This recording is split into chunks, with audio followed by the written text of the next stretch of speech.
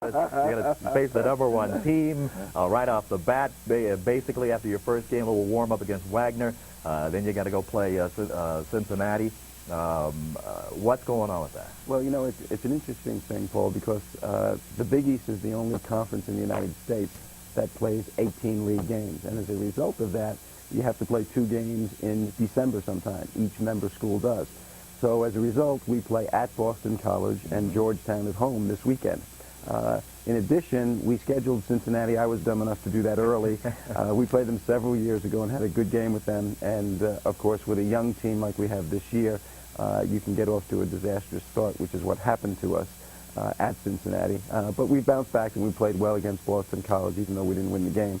So the schedule maker, I have to take some of the blame myself and cast off some to the Big East office. Well, you and Bob Huggins have a pretty good relationship there. I mean, is that part of it, why the deal was made? Yes, I think what we try to do in scheduling is, you know, you play your league games, and then you want to play several games outside the league that are national in nature. And last year it was Arizona.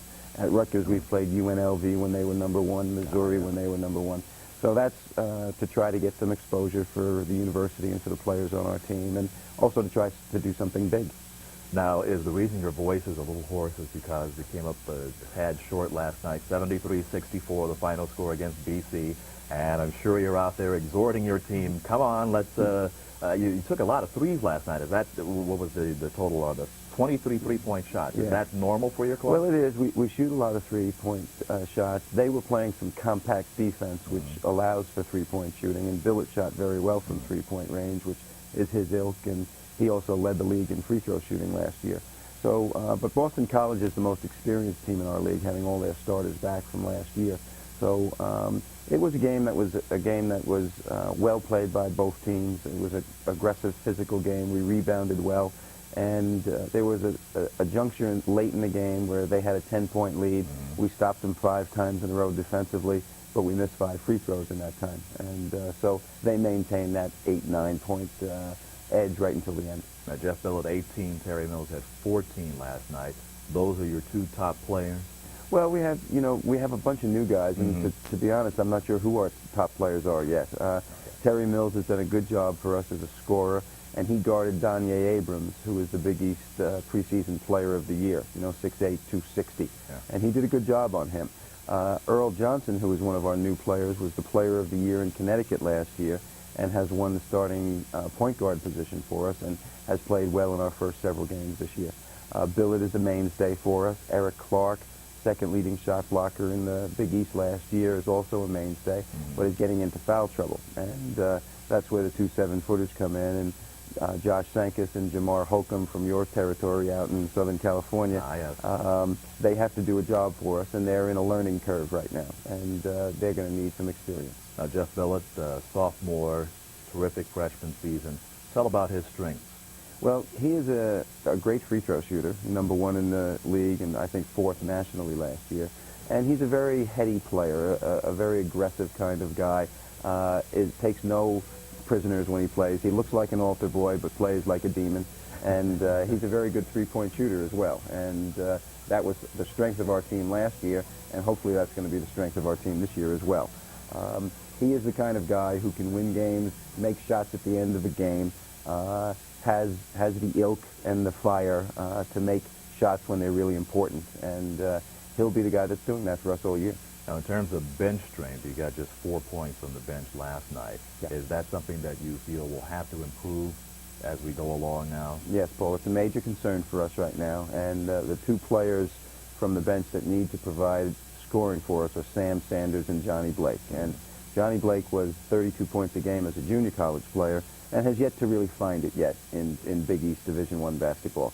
Sam Sanders is a heck of a great athlete. His brother is a starting running back for the University of Kansas football team, and can fly to the basket and make things happen. Has to learn about playing. And both of those players, I think, as the season progresses, will help us in the scoring area. Recruiting, getting players to come to Rutgers. You know, you're now in your 2nd season playing Big East basketball from the A-10. What's been the pluses in terms of recruiting? What maybe are some of the minuses, obviously? Well, you know, I think the Big East affiliation helps us recruiting tremendously. And We got Jeff Billett, who was the top player in the state his senior year, and there were one or two other players who were also top guys that year. Had we not been in the Big East, he would not have come to Rutgers, even knowing that it's an outstanding academic institution and he's a great student. You know, we had 4 guys on the dean's list last year, so at a competitive school, that's saying a lot. Earl Johnson we would have not gotten if we were not in the Big East. So our backcourt certainly is showing that. We have to do a better job recruiting in the front court now, and we have some players who are not the highest name players, but are good kids and are willing to work hard, and those are the ones that we have, and those are the ones that we're working with now. Let's go to the phones. 1-888-COMCAST is the number. Scotty in East Orange, you're on. Hi, Scotty. Hi, how's it going, Paul? Fine, thank you. I got a question about Georgetown. Go right ahead. With 2 big losses, Othello Harrington and Allen Iverson, I want to know how you think they're going to do this season. Well, I'll tell you, Scotty, Georgetown, it seems like the beat just goes on, Scott, and they always play with the same kind of athleticism, and they use their athleticism on defense, in pressuring people, and going to the offensive boards. Now, the big loss of Allen Iverson and Othello Harrington were important, but also Jerome Williams was an outstanding player for them, and that was a guy who really helped them when Iverson wasn't going. But this year they have Victor Page, who's an outstanding player. They have a lot of the name. They have the all-name team, you know, Cheek Cheek Ya Ya Da and Bukabar Ow, and they have guys that speak a lot of different languages on that team. But they're going to be a terrific opponent for us this weekend. And at 4 o'clock on Saturday afternoon, it'll be the first time that Georgetown comes to Rutgers. We did not play them at home last year. So that's going to be a very eventful day. What about their defense in general? They're a trapping defensive team. They're going to pick you up full court and trap you near the 10-second line. They want to create up-tempo basketball and get a lot of take-it-to-the-basket kinds of plays. What we have to do is protect the ball well, handle the ball well, and that's a team thing. It doesn't just fall on the shoulders of the point guards like Billett and Earl Johnson, but it requires other players to handle the ball. And they're a smart, aggressive team with their trapping. So we've got to handle that better than we did when we were at Cincinnati. Phone number to take part, talk Big East basketball, 1-888-COMCAST, 1-888-COMCAST. Let's go to Ray at Clark. Hi, you're on. Hi, Coach Wenzel. Hello, Ray. I'd like to ask you about who you're looking at for recruiting-wise next year, and how does it look on Rutgers getting some of these athletes that it seems they can't get. Like football has a problem, basketball is having a problem, and it seems like you guys are really working hard down there, just you're coming up short, like with the Tim Thomas situation. Yes, certainly. And Tim Thomas is a good example of a guy that we and everybody else in the United States tried to get, and he had 29 points the other night against Providence in a Big East game. He's an outstanding player. I'm not sure he's going to be at Villanova long. He may be in the NBA lottery draft next year. But we signed a player named Maurice Brown from Syracuse, New York, who's an outstanding talent, big physical inside kind of player. And most of the players that we have on the team are going to be back next year. And these are the guys, the Billets and the Earl Johnsons. We're in a position in our program right now when we're not getting the national player, the top 10 guys in the country. What we have to find is the player who's an outstanding guy, who's highly motivated and has grades, and that wants to go somewhere and try to make that program better. And Maurice Brown, who we signed in the early signing period, is a guy that very much is like that, fits that mold very well. Earl Johnson certainly is a guy that fits that mold. So is Sam Sanders and John Blake and Terry Mills. So that's what we're dealing with right now. As we win more, as we're in the Big East more, I think some of the players that have the bigger, quote, names will be coming to Rutgers. Are you finding it a little easier or still as challenging to find a young man with the grades and the talent? Or are kids now starting to get a little bit better idea that they better do their classwork if they want to take part, especially at a school like Rutgers? Well, the NCAA has minimum standards, and those standards have risen in the last several years, not only for entrance into a university Division I school, but once you're at a school, there are continuing requirements for all players. And as a matter of fact, last year, there were a lot of players who went into the NBA draft. Some of them went because they were not going to be eligible the following year. Some went that were the bigger names, obviously, are getting the money. But there were many that did not qualify to continue their college eligibility. And so I would encourage any young people out there who want to be basketball players at Division I schools or Division II or III schools to make sure you do your homework after the show. All right. We're going to continue talking Big East basketball with Rutgers coach Bob Wenzel. Our phone number is 1-888-COMCAST. Stay with us. We'll be right back with more.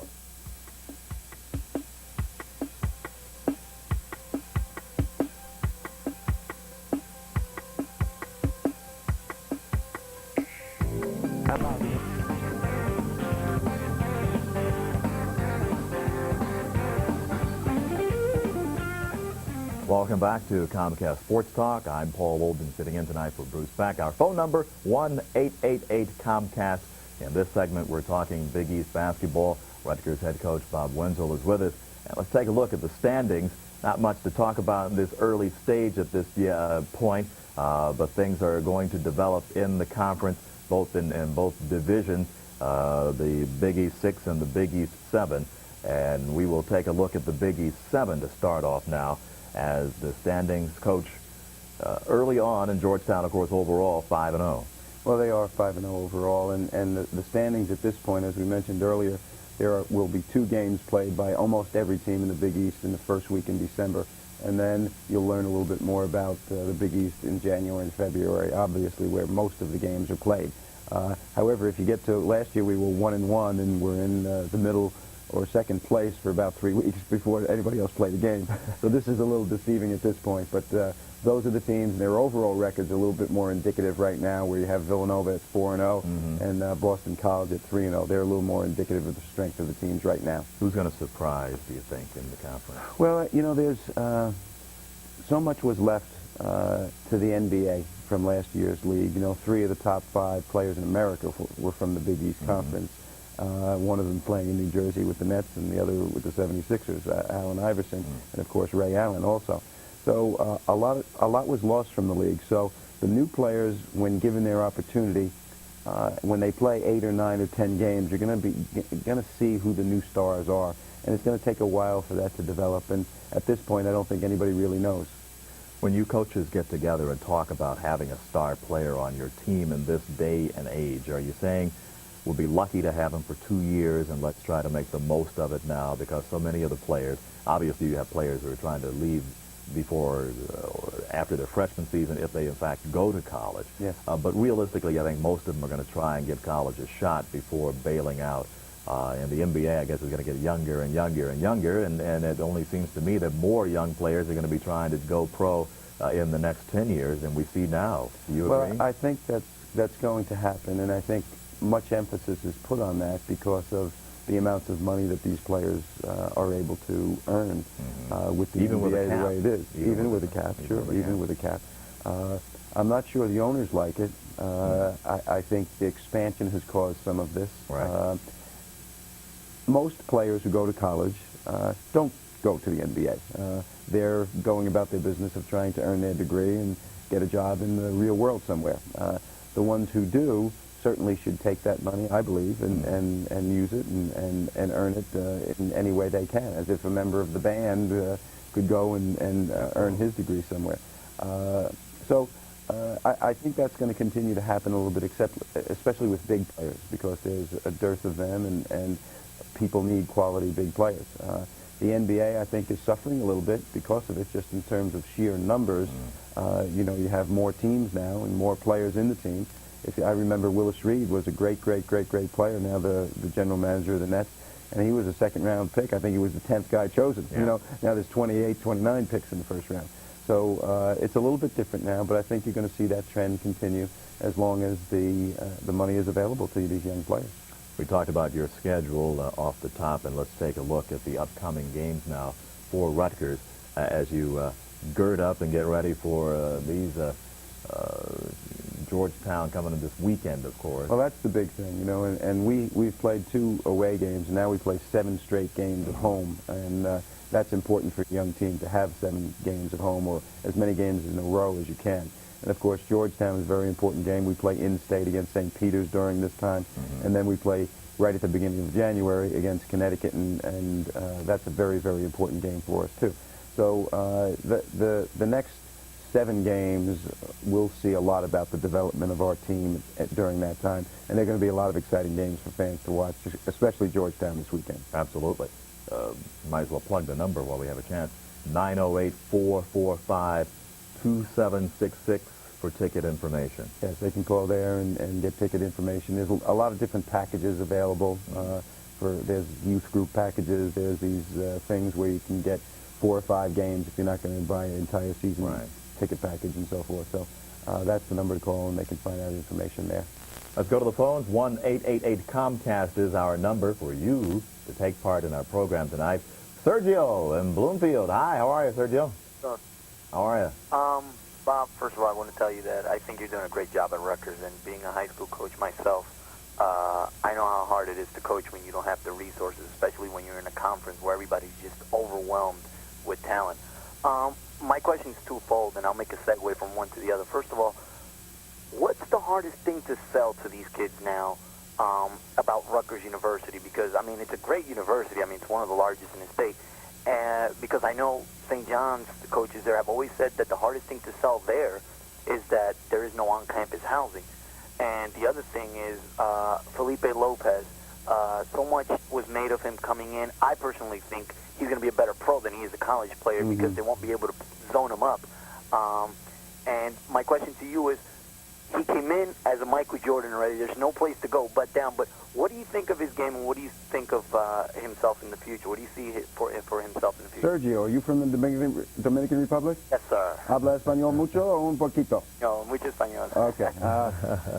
Felipe Lopez, I believe, is a wonderful young man. And I think that if it were not for publicity and the notoriety that players receive, he would be perceived a little bit differently right now. Cover of Sports Illustrated as a high school player.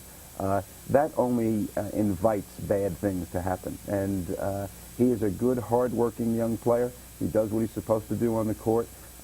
He had a good game against us. We beat them last year, but he had a good game, and he's a good player. But when you start to compare him to Michael Jordan or to anybody else, then he's only going to suffer by comparison. He's a good player. Where his future will take him in terms of the NBA, it's hard to tell. And as far as your first part about selling, you know, every school has its strengths and weaknesses. Every individual that you recruit has his own personality that you have to relate to. So there's all kinds of pluses and minuses wherever you go. Looking at some of the St. John's highlights here, Coach. Zindon, Hamilton, Felipe Lopez. Yes, they got off to a good start by they got off to a bad start by losing to LIU, but then came back and won their game at Miami this past week, their Big East opening game on the road. So that was a very good win for St. John's. And those two players are the ones that people are going to talk about the most with Lopez and Hamilton. But Minlin is a very, very good player. The question for them, of course, is the point guard position. And Tariq Turner, who has that position right now for them, is learning that position, and how far he takes them, I think, is going to be very important to their team. I cannot imagine what it's like for a high school athlete in any sport to be on the cover of a national magazine with the expectations heaped upon him, and then, of course, have to live up to whatever perceptions people build up in their mind. Yeah. I think less pressure on him now. There's not as much talk about him. You know, actually, there's been talk, well, you know, he's not as good as we thought, right? Yeah. And now he has a chance to tell everybody, well, I'm different, I'm better. Well, it's a very interesting case, and what you've said is absolutely true. And, you know, I think when he came out, he and Iverson were thought to be the next stars, and now Iverson's the first pick in the NBA draft and killing people in the NBA. Oh, yeah. And Felipe is certainly not to that point. That's no discredit to Felipe. I mean, Felipe is who he is, and I think sometimes people can be made to be different from what they are through the media, and it does add pressure. And certainly I'm not his coach. I don't know him intimately like Coach Priscilla or Mahoney or Ron Rutledge would, but you know, to me, he's a very, very talented player and a very good player. We'll be right back with more here at Comcast Sports Talk. 1-888-COMCAST, our number. Stay tuned.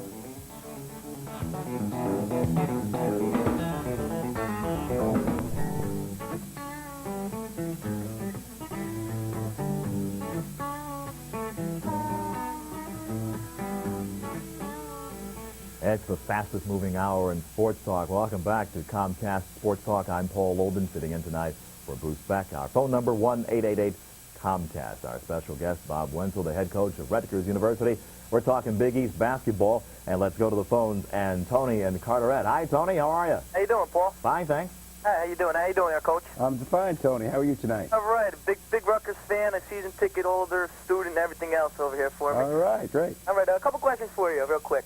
What's the status on Johnny McCrimmon? I mean, we could use him in there as a rebounder for when Eric Clark has to come out. Like last night, we fell into that little problem. Yep. I've been reading a lot of stuff about his injury. What does it look like for him? He has a stress fracture of his right tibia. It's been like 9 months. They did a bone graft on him, and it didn't heal properly. He is now on an electrical stimulation device each day. He will be checked on the 11th of this month, and at that time, I'm hopeful that it will be a little bit better, and he'll be able to do more activity. Right now, we try to keep his hand-eye coordination with the ball in practice a little bit, but he's not allowed to run.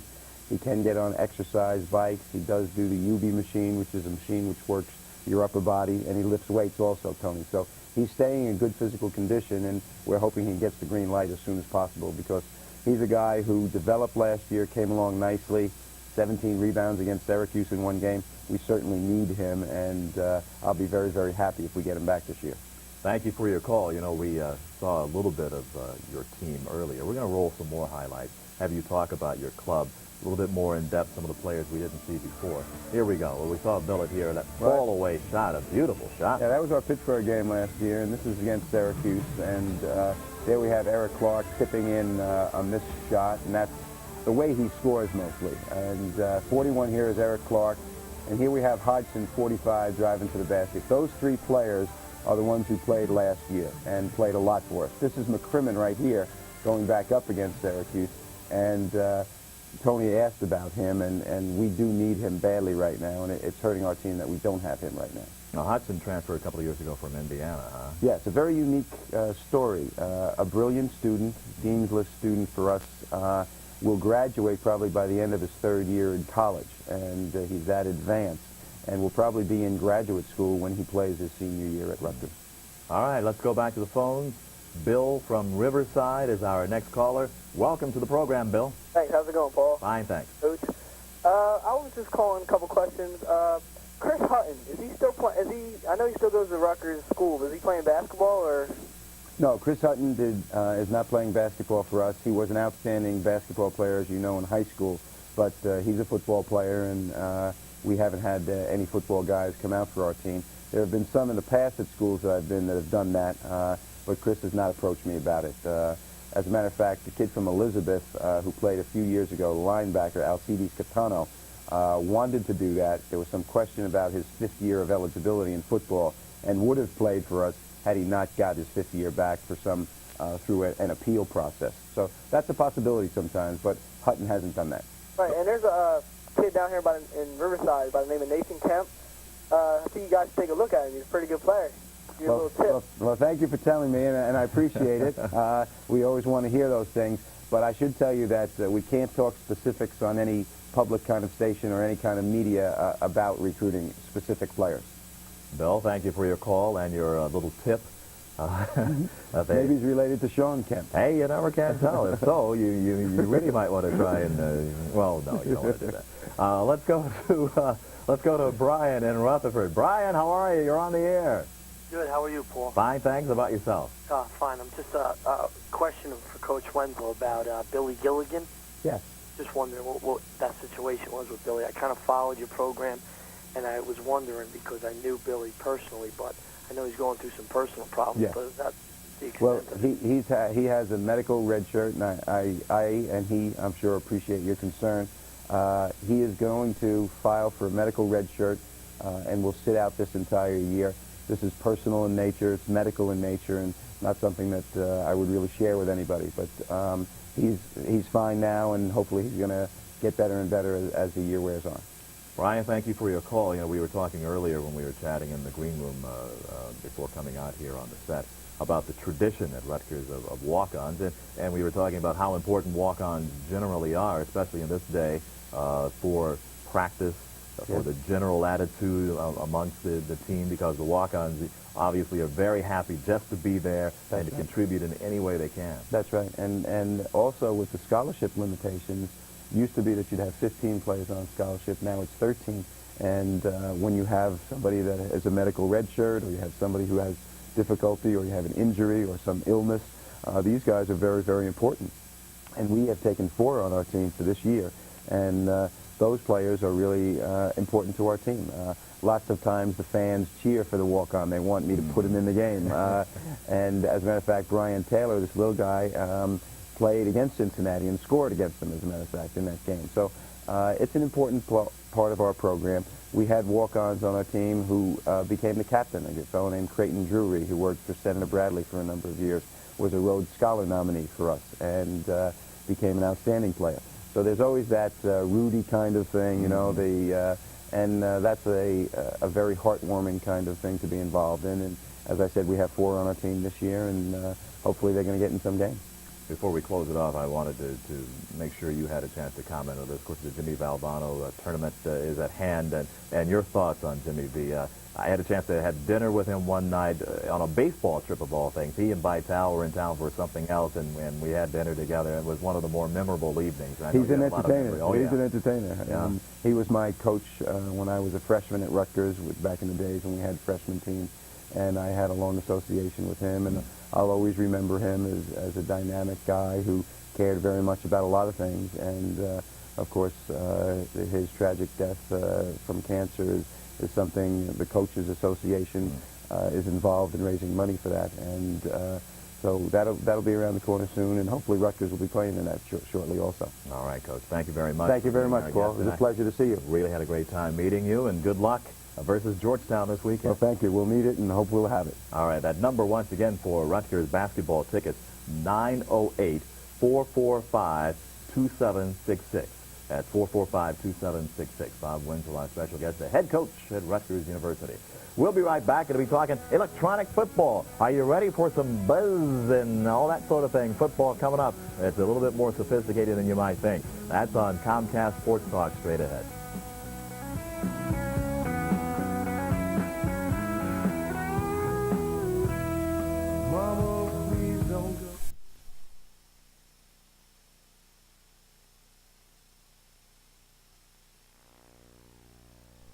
Men's basketball team may have the last laugh at prognosticators who picked them to finish last in the Big East. Now, they've only played 6 games, but the Knights are off to their best start in 12 years. They're 4-2 and undefeated at home with a huge upset win over Georgetown. Not bad for a team with no seed. The last 2 wins have been bits of struggles. You know, we repeated sort of the same scenario. We got way ahead and then frittered away some leads with some bad rebounding. And we can't keep doing that. If we do, we'll have difficulty in the Big East. But we also are blessed with all the wins, and, you know, so we've got to take that when it comes and enjoy it when they're there. We've still got to put a few pieces together. Some of the big 7-footers, the 2 that we have to contribute a little bit more. We got to get Eric Clark playing a little bit better, and Johnny Blake off the bench has to play a little bit better for us. Still got the bulk of the Big East to go, too. The Devils try to keep their...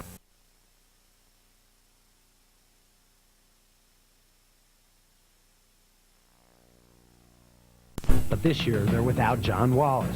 However, the Orangemen still have Todd Bergen and Otis Hill as they try to bounce back from an 0-3 start in league play.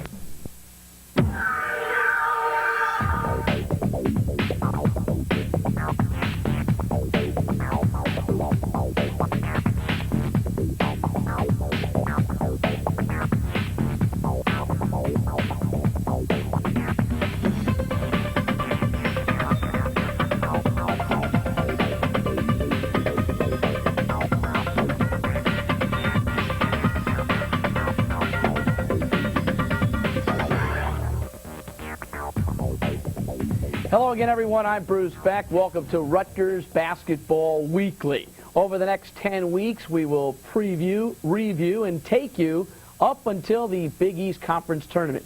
This is the second year for Rutgers in the Big East, and they're off to a good start. 5-3 right now, 5-1 at home. That's their best start at home since the 1984-85 season.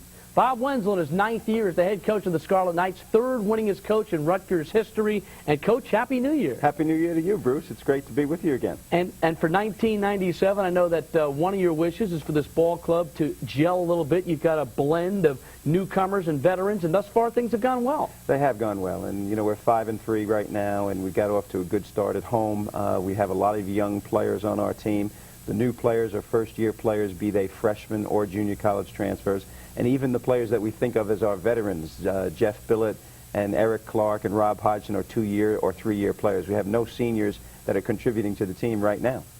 Well, let's go back to Thursday night's ball game. Rutgers taking on UConn at the rack. UConn, a very hot ball club. They had won 8 of their last 9 since that opening game loss. And, Bob, this was a nip-and-tuck game the entire first half. It really was. You know, I mean, we did a terrific job defensively in this game on King, and we rebounded very well against a team that is thought to be one of the top 2 or 3 rebounding teams in the league. We played a lot of changing zones, made them turn the ball over. They're a team that presses full court, so we saw that the entire night against them. And they're a team that didn't shoot well from three-point range for most of the game, and then when the game got to be on the line in the second half, they did make some threes. You really took Kirk King out of this ball game, but an unknown ball player, Richard Hamilton, a freshman, he came in and did a hell of a job. He really did. He made threes when it counted. There we see Kevin Freeman making a play. Our misses down the stretch when the game was right on the line with a few minutes to go really told the story of the game. It was a well-played game by both teams, very intensely played. We forced UConn into 20 turnovers. We had 19 turnovers, sort of in different ways. They press full court and get you to turn the ball over. We changed zones in 40 feet from the basket to get them to turn the ball over. So it was an intensely played game, and they made a couple of shots, we didn't, and that's how it ended. And sometimes you can live and die with the 3. In this ball game, Rutgers did not shoot it well from three-point land. As we take a look at the game summary, the Scarlet Knights were just 1 for 14 from downtown. I don't care how good you coach.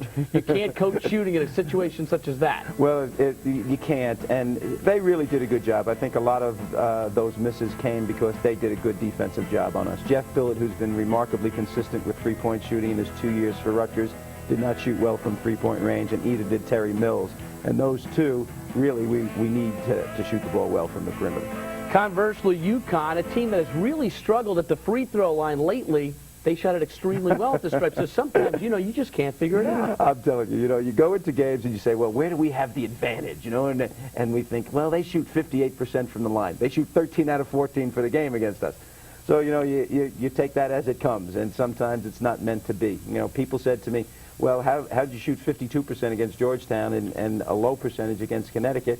And it's just the night. You know, these guys aren't professionals, and they're kids, and sometimes you play well, sometimes you don't, and you got to compensate. And our defense and rebound almost compensated for our lack of shooting in this game. Good crowd at the rack, second-best home crowd of the year for the Scarlet Knights of Rutgers. Jim Calhoun, the coach of UConn, talked about playing at the rack and what it means for the Scarlet Knights.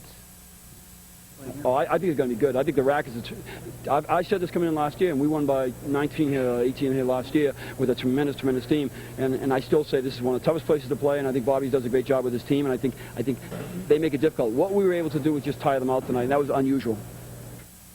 You talk about last year's record, 9-18, and if you can reestablish home court, a home court edge, that could be 3 or 4 wins just from that alone. Well, I think it's a matter of confidence. You know, most athletes, when they get confident in themselves, they play better. And you have to accentuate the positive with a youthful team. When you dwell on the negatives, that has a tendency to tear the confidence down. So we're trying to build confidence. And so far, guys, you can't just do it. I mean, you have to win games, and we've done that, and we've played well. So even playing well against UConn and losing the game, there are a lot of good positives we can take out of it. The rebounding was excellent. The defense was excellent. The shots are going to fall. Last year was our initial season in the league. We won 6 games. We beat the metropolitan teams, Seton Hall and St. John's. We swept somebody. We swept Pittsburgh. We won more games than people thought we would win in the league. And this year we're going to try to build on that, yet doing that with a youthful group. Well, Rutgers certainly has something to build upon, and that is the nucleus, the guys that returned from last year. And yes, they may be young, but there are guys who have experience, and that's so important, Bob. Well, it really is. You know, you look bottom to top with Billett and Hodgson and Clark. Those are the 3 who are playing right now.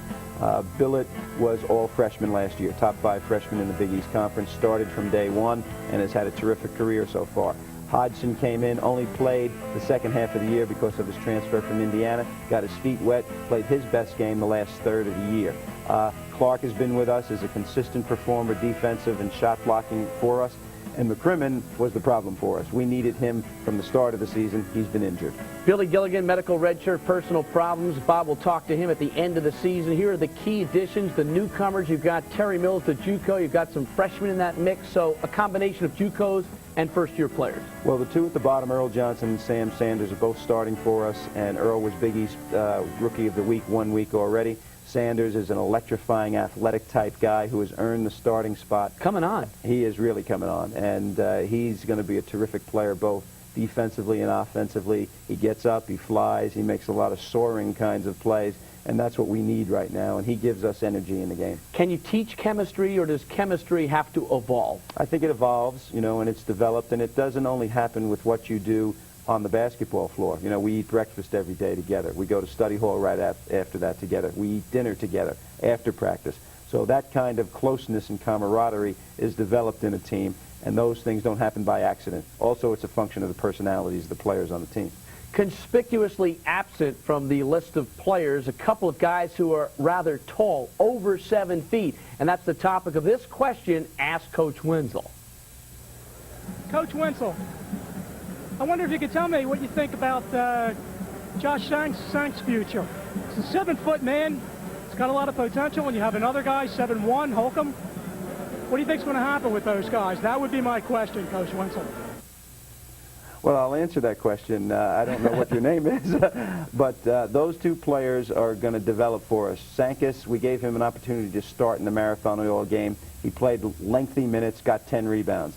In the Boston College game, he played well.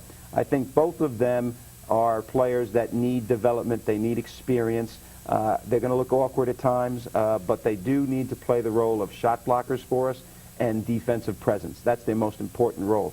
They can rebound, take up space, give us some fouls. That's what they need to do in their first year. And then as they go along, they'll become more scorers later in their careers. Coming up on Rutgers Basketball Weekly, a look back at the first half of the season, including a Hoya highlight. We'll do that when we come back.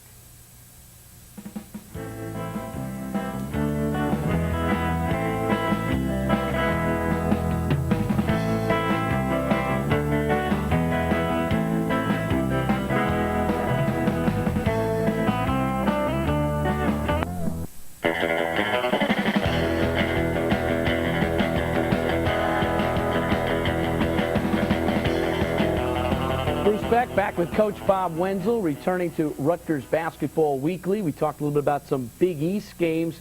Let's go back to the game against Northeastern.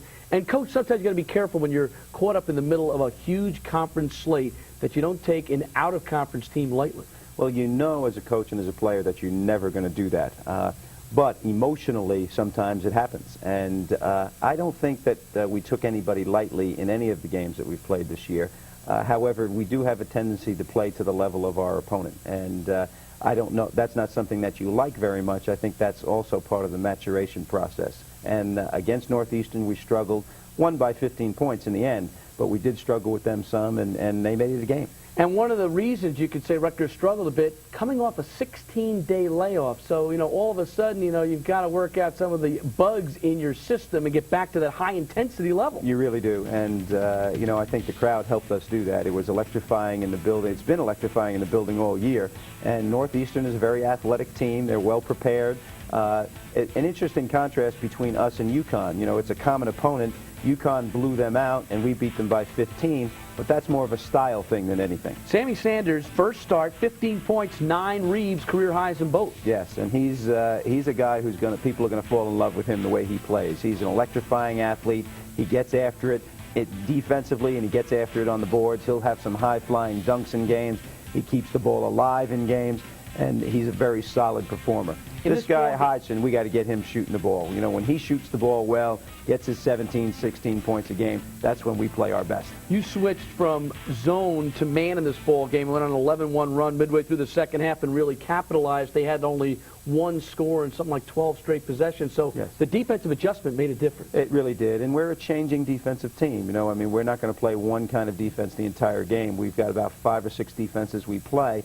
And in that particular game, coming off the long stretch, we were playing zone for most of the game, trapping a little bit out of it. And finally, the juncture of the game that you mentioned is the reason that the margin became, instead of a 3 or 4, 6-point game, it became 15. We stopped them every single time. Game summary time. Rutgers, by the way, made 11 of 12 free throws down the stretch in the final 2 minutes. That's huge. Yeah, it is huge, and we should be a good free throw shooting team. Hodgson is a good free throw shooter. Sanders has been shooting better as time's gone on.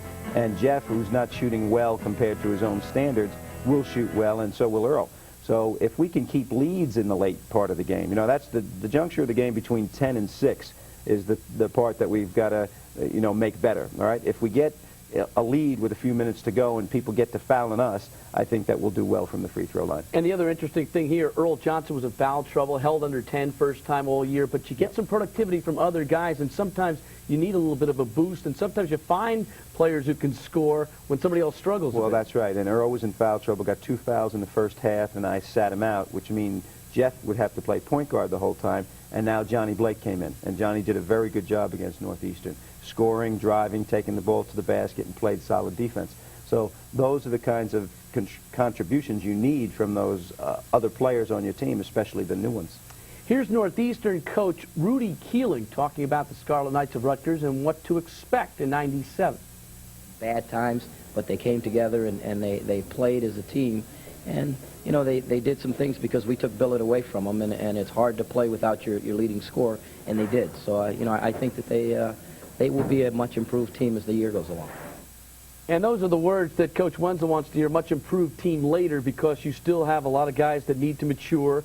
You talked yesterday about maturity, and you talked about some other word. Can you put that phrase back properly in its place? Well, we have mental toughness, but we don't have maturity yet. That's what it was. The mental toughness comes from grit and scrappiness, and we play that way. The maturity comes with decisions and what to do at the right time as far as the time and the score in the game. And we've got to come up with shots at those times, at those critical times, and identify those times and make the right plays. And that comes with experience, and I think that will happen for us.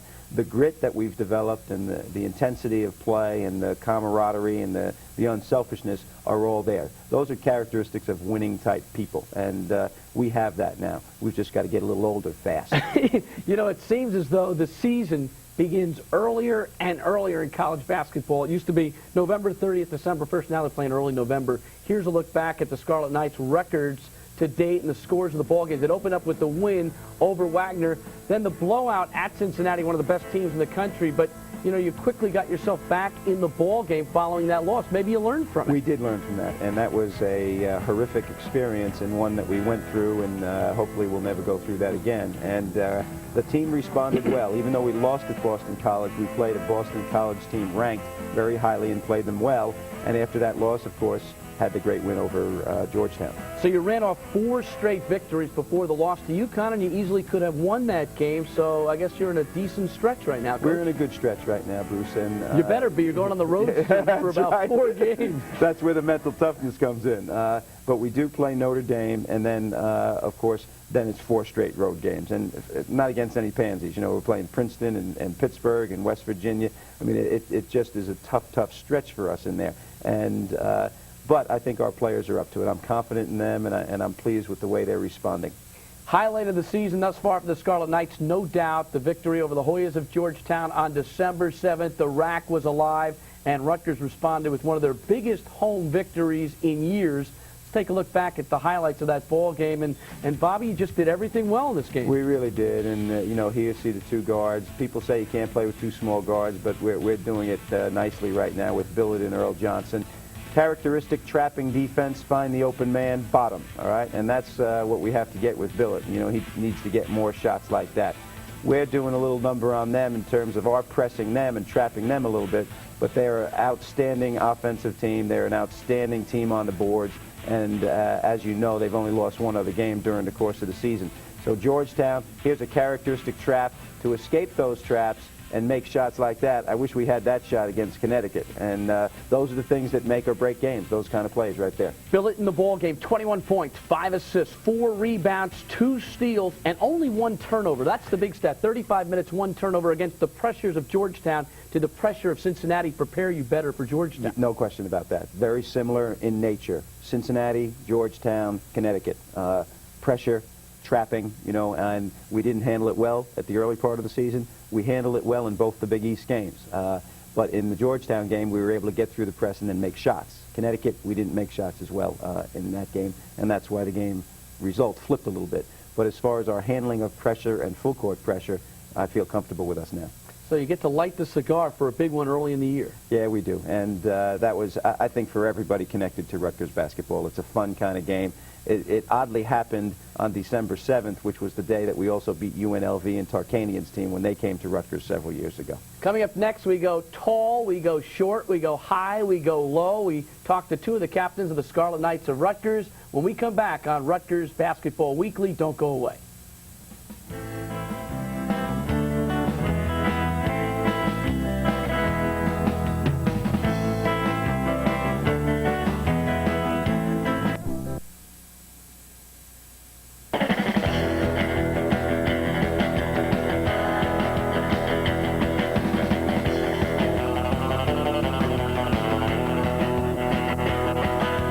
Welcome back to Rutgers Basketball Weekly. Time to meet the captains of the Scarlet Knights. And we begin with junior Eric Clark out of Rockford, Illinois, and sophomore Jeff Billett out of Middletown, New Jersey. And guys, welcome to the show. Thank you. Eric, let's begin with you. Do you, since seniority counts, for something, do you believe that this team is going to gel? Do you get a good feeling about this ball club? Yeah, the group of guys that we brought in this year are a great group of guys, and they understand all about what team work is. And, we've came together so far and got a lot of wins. Is the Big East more physical than the Atlantic 10 since you played in both conferences? Yes, it is. In Atlantic 10, I think there's just one, big center person or physical person on the team for each team. Whereas in the Big East, everybody that comes in the game and plays, they like the rough physical nature. Jeff Billett, Big East all-freshman team a year ago. Can you use that as a springboard for this season? Definitely. I tried to work hard over the summer and improve my game in all areas. And, this year I just want to keep working hard and, get as many wins as we can.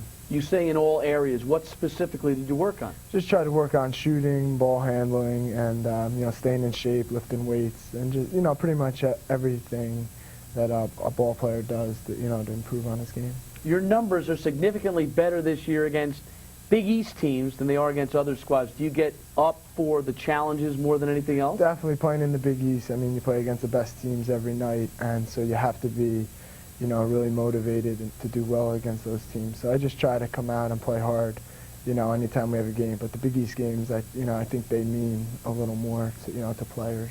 You've played against pressure defenses. UConn known for pressure, Georgetown known for pressure, Cincinnati for pressure. How do you handle it as a point guard? It's tough. You really have to, Cincinnati pressure. I think we learned many lessons from that. They put a lot of pressure on us, made us work really hard, and that prepared us, I think, for Georgetown, for UConn, and for later games when we'll face pressing teams. Eric, does Jeff do a good job giving it up and distributing it to the open man? Yeah, yes, he does. That's one of the better things that our guards are good at. They get the ball up the court, and after breaking the press, they set up the offense and make sure we get the ball. Eric, aggressive, active, enthusiastic, relentless. Those are some of the terms that describe you. Do you ever get upset or frustrated that you don't get the ball more in the offensive scheme? No, it's quite all right with me. Every player has a certain job that they're supposed to do for the team and contribute towards the team, and I think those are the type words to describe what I do. All right, guys, lots of luck to you both, and thanks for stopping by. Thanks, you. Austin. All right, we'll take a short break, and when we come back, we'll preview the upcoming games for the Scarlet Knights, Notre Dame, and Princeton, an old rivalry with a new coach. Stay with us.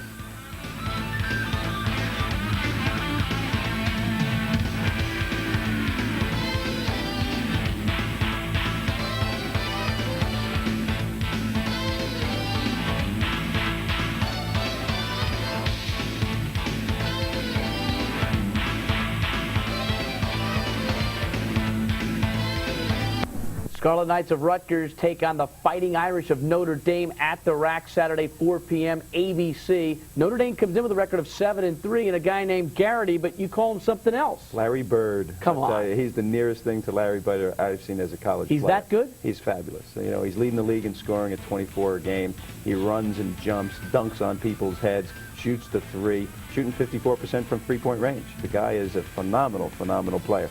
And he was very good last year. I think a lot of people felt strongly about him, but last year the league was filled with first-round NBA draft choices, and I think this guy's going to be one too. Pat Garrity, 6'8" junior, averaging 24.7 points per ball game. Coach, keep in mind they lost a couple of very tough games early on, Indiana and Kentucky, so they are good. Let's move on to Princeton, and you know it's a changing of the guard. Pete Carrill is gone, but Coach Carmody, pretty much the same thing, backdoor and execution. Backdoor and execution, slow down game, and they look the same as when Pete Carrill was coach, and of course Carmody.